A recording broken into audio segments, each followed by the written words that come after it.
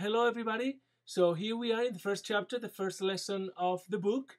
And at the beginning of the chapter, it just guides you through the different variables that we account for in language acquisition, which is basically the chapters that we're going to cover and all the content of the different chapters we're going to cover in the rest of the book.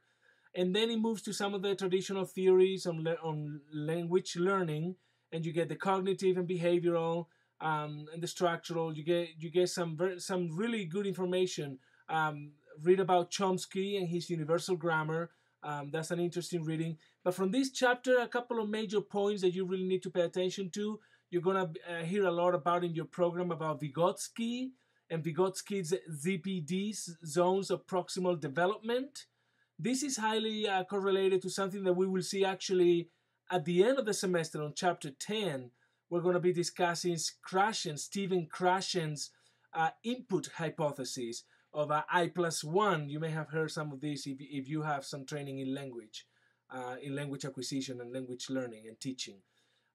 Anyway, it's also related to scaffolding, because these zones of proximal development, basically what they represent is a conceptual idea, is a construct that believes that we are in every stage in learning, particularly in language learning. We're always at a stage, and then there is always a higher level that we can reach. It's a higher zone of development. A proximal zone of development, and so it's basically you are in A, and how do you get to B, which is the next stage in language.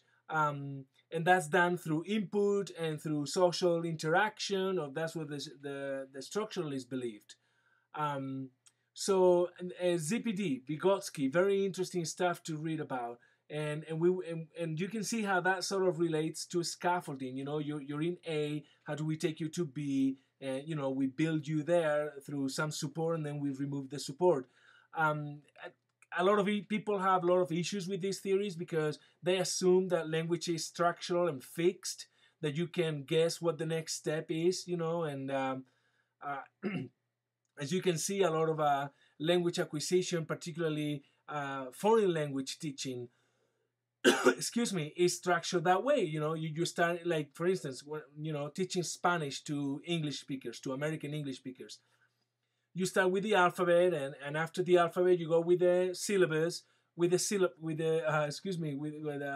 syllables, and then after the syllables, you put the nouns, and then after the nouns is the adjectives that modify a noun, and then we do the verbs, and they can start putting sentences together. You go from the small unit to the larger unit. Excuse me again. From the smaller unit to the larger unit in a sort of structural and predictable stages. And so as a teacher, you're just supposed to provide the scaffolding or provide the support, provide the guidance to take them from a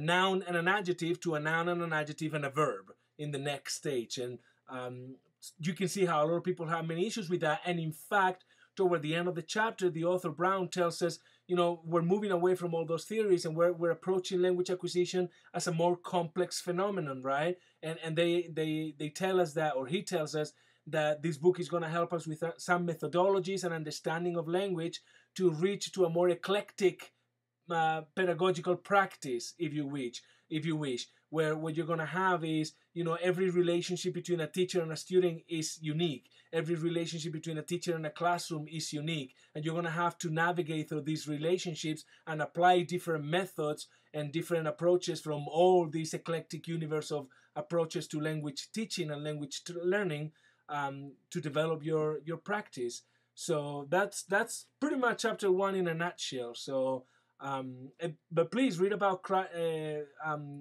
Chomsky, and you will come across Vygotsky and ZPD in your program if you haven't already several times. So that's a good one to understand very well.